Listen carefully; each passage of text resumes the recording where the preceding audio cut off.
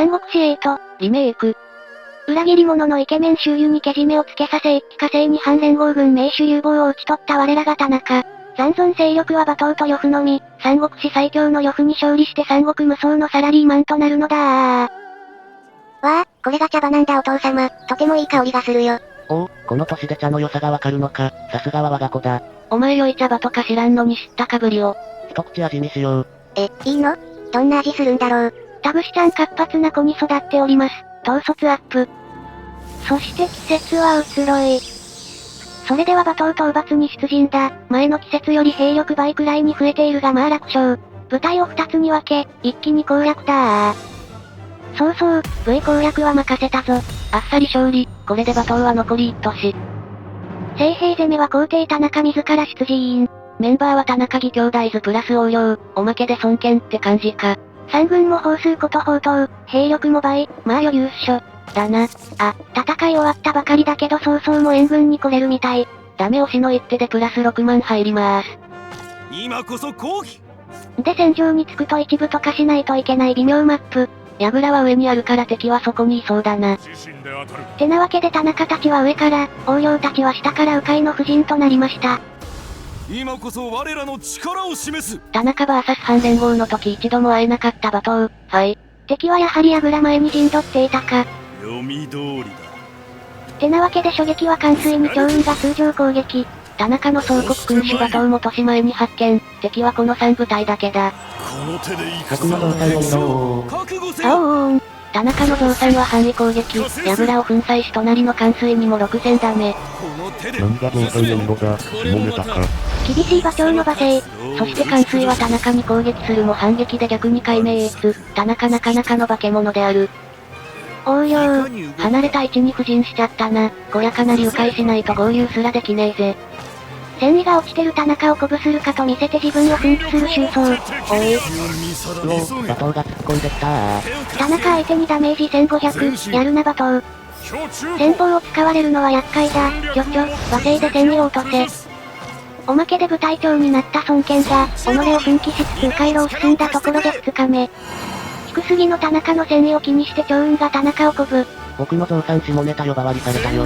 思いのほか馬頭の馬勢引きずってて草。気合だー。さらに奮起し戦意50まで回復。三国志演義では職の5個大将にもなった馬長が周走を攻撃。それを三国志演義では関羽の手下だった周走が一騎打ちで対戦。周走強化してても武力90、これは厳しいぞ。金馬長として挑むか。全力をもってお相手する。5個大将筆頭関羽の手下の周走邪気と格が足らんかったか。あのじゃー。あわわ、周走重傷、部隊壊滅。周走捕獲されちまった。イカれる兄弟たちの戦意がアップ。巨々、2連携通常攻撃だ。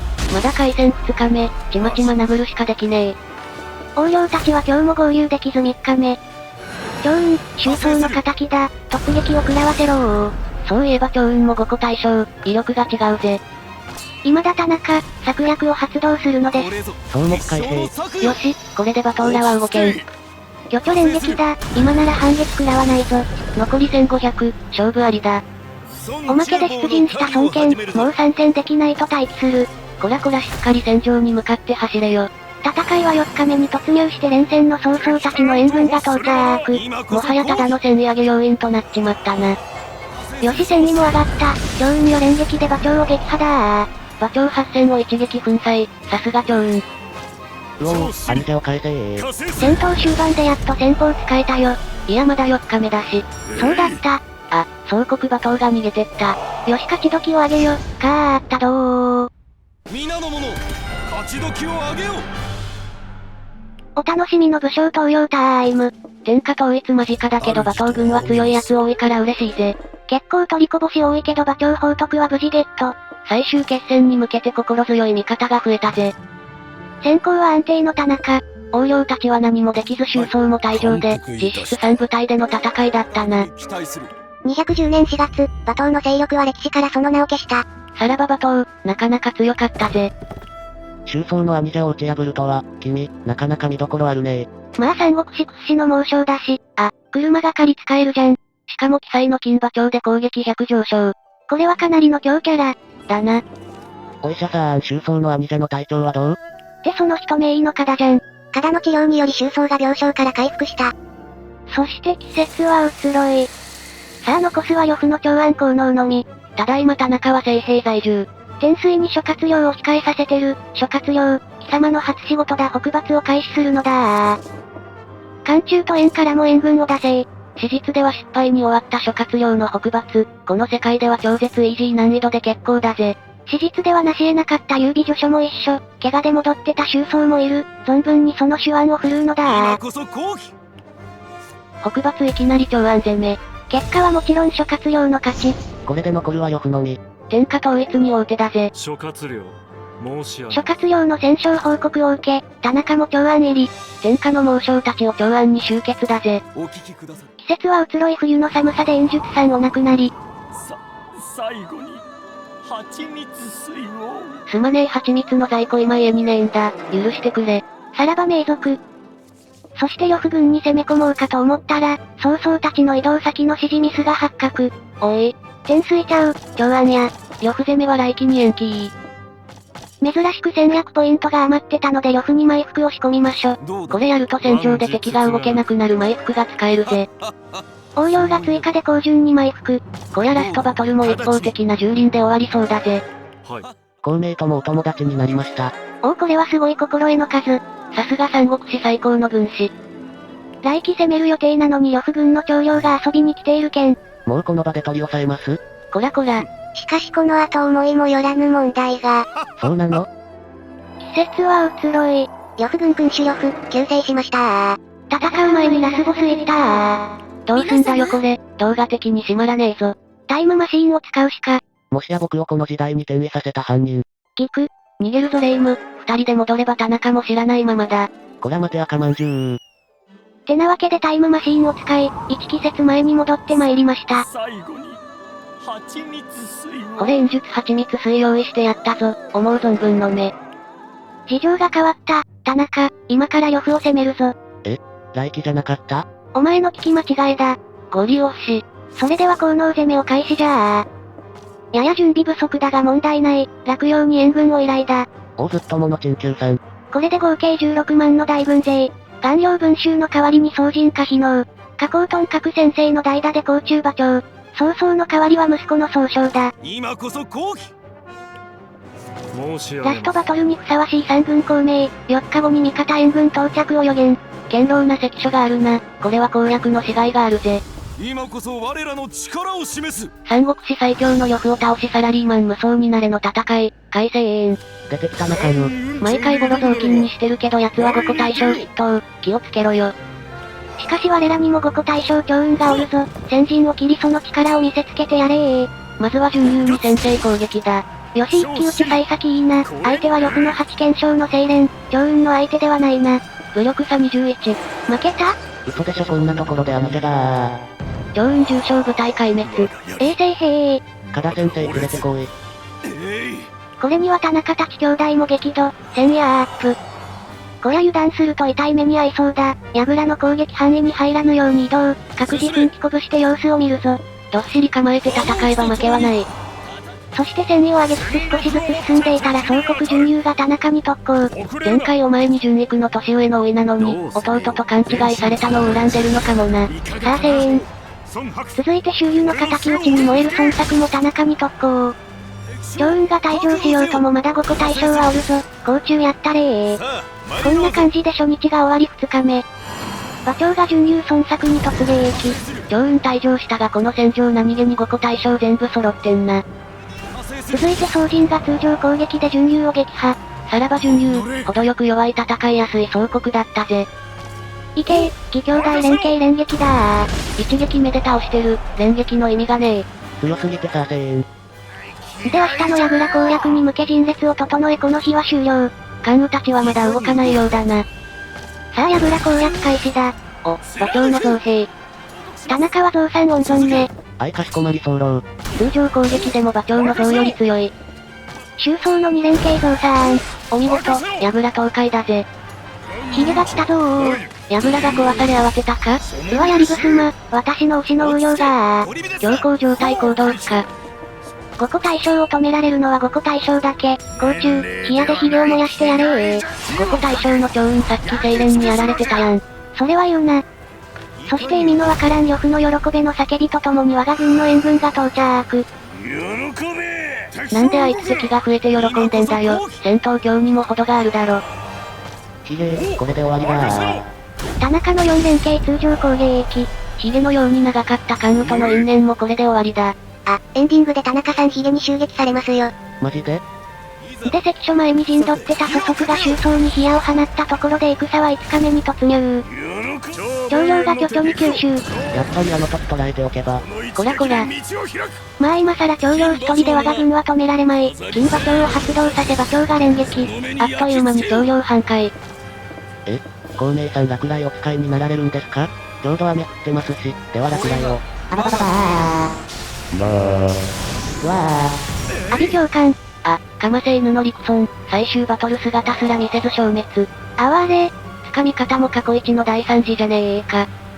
自部隊が大惨事に関わらず、治療で仲間を回復するけなげな総称。災害の被害者は後方で待機させよう。今回の戦いの要になりそうな馬長を援軍の右近が治療。援軍も戦場に着いたな。落雷にやられるとは、この宗家の面汚しだ。不甲斐ない結果に終わった総称の代わりに装甲が張り切ってる。見事記者で長領を撃破。続いて巨巨が2連携連撃で祖速を攻撃。今日中に関所前の敵が片付きそうだ。動けるようになったデブの応用が記者でとどめ。よし関所の門の攻略開始だぜ。どなたかいらっしゃいますか？周装が連撃で門をノック。意外と礼儀正しいな。うるさいドアを叩くな。美女朝鮮さんが連撃で追い払う。おい。そして戦いは6日目になり、関所からのモーニングアローを周装だけが食らう。あ、呂布が策略を、意外と脳筋じゃないのかこいつ。ああしまった。この位置取りは、上関所前にいた奴ら、全員戦意がっつり下がったぞ。呂布も出てきたってあれ？兵士結構減ってる？さっきの落雷戦う前からラスボス大ダメージ負ってんじゃねえか。姿が見えればこちらのもの、今こそ策略を発動するのです。これぞ必勝のそのようなこともあろうかと。諸葛亮の伏流が発動。戦法が再使用可能になった。足を引っ張天下に見せつけてやる、僕の増産を。パオーン。門に17000、呂布に3500の大ダメージ。田中交代、場所を開けろ。で高順出てきた。呂布の中心まだ残っていたか。ボロボロの総称が回復のおかわり。孔明の伏流のおかげで2回目の回復。これ地味にありがたいな。義兄弟連携通常攻撃。戦意が足らんのが辛い。応援で来てくれた士官、呂布に馬勢だ。戦法が使えぬ苦しみを指令。でも朝鮮が鼓舞して呂布が元気。戦意落としきれなんだ。そして戦いは7日目に突入。反撃の矢が来るぞー。みんな耐えろ。この先に天下があるぞ。ああ、この喜べ呂布の記載の天下無双か。これで戦意上がってたのか。道理で戦意高いわけだ。馬長、田中の兵を治療だ。田中の火力を上げるのだ。やったー、6軍を蹂躙だ3連携突撃で高順爆散。呂布も残りちょっと、これは勝ち申したな。で8日目になり、朝一番に呂布が田中に馬勢。陣中の呂布、馬中の関戸と称えられた猛将最後の抵抗。おお、我こそが真の三国無双だはい4連携通常攻撃で呂布撃沈。戦意が足りず派手にやれなかったがまあしゃあなし。ジャパニーズサラリーメン無双ここになり礼入り。残すは門の裏に隠れてる朝鮮だけだぜ。翌日田中が城門をこじ開け。田中に一矢報いようとするも逆に半壊。これが皇帝の意向だ。車ばかり、田中式。女の子相手でもフルボッコ。これがうちの田中さんだ。おっかねえ皇帝だな。これにて天下統一、勝ち時を上げよ。かあったどー。皆の者勝ち時を上げよう。フラット田中に会いに来てた長領、しれっと仲間入り。まあ乱世は終わったから用なしだけどな。さて配下になる気のないこいつらの処罰だ。呂布斬首連座で挑戦、孫作貴様も周囲の元に送ってやる。成人したから郵送もここで処罰だ。孫作墓は周囲の隣に立ててやろう。わかった。配下になろう。だから思い直せ。なあ、おい。天下無双が聞いて呆れる。命乞いなどするなあ。こうして呂布ら4名が処断された。そして先行表彰では田中が驚異の先行2万超え。ふふ、これが天下無双の実力さ。いや私は知ってるぞ。最後のとどめを前に取らせるために周りに忖度させてたの。バラさないでよ。210年10月、呂布の勢力は歴史からその名を消した。真の皇帝田中は天下統一を果たした。お見事ですな。感謝する。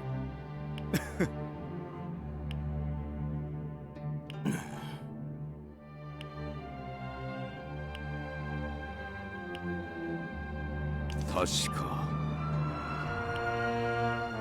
今はその時ではあるまい。はい。速やかに。皆の働きに期待する。かしこまりました。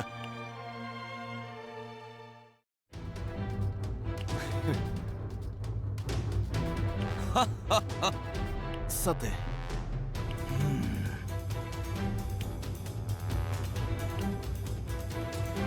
行くか。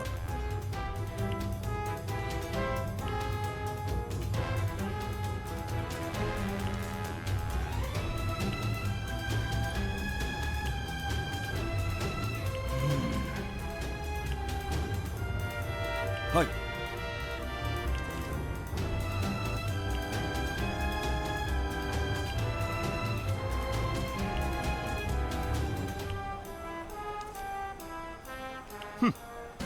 よし。はっはっは。皆の者。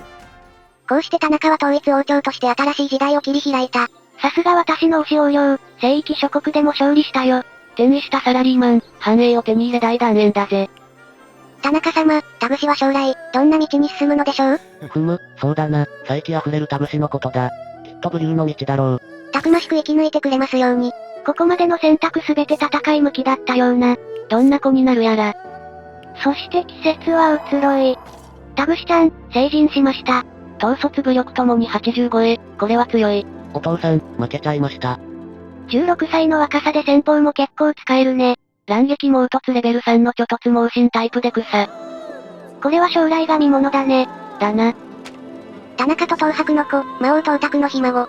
西方遠征を実行しバットを振り回し村落をライターで焼き払い、ユーラシア大陸を恐怖に陥れた。ペスト蔓延による新帝国衰退までの間、ヨーロッパ暗黒時代の元凶と言われている。うちの娘、不良になってる。そういうレベルのグレ方じゃねえよ。じゃここから先は田節に任せて未来に変えるよ。じゃあな田中。お前ら、まさか精一杯やれば変えられるものはある。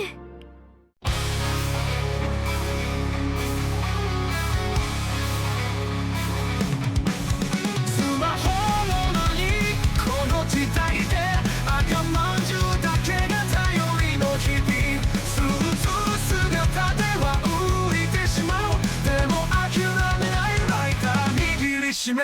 タカファイヤー燃やせ魂。戦場駆け抜けるサラリーマン。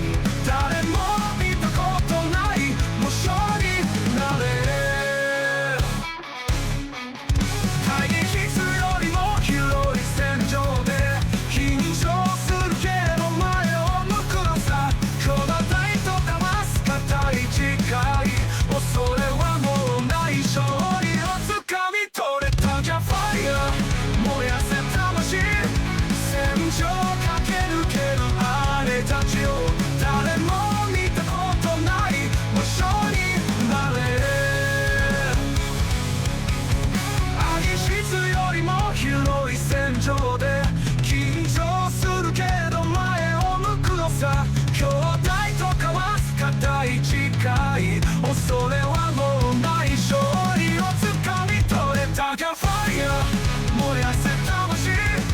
戦場駆け抜ける兄弟たちを誰も見たことない伝説になれ。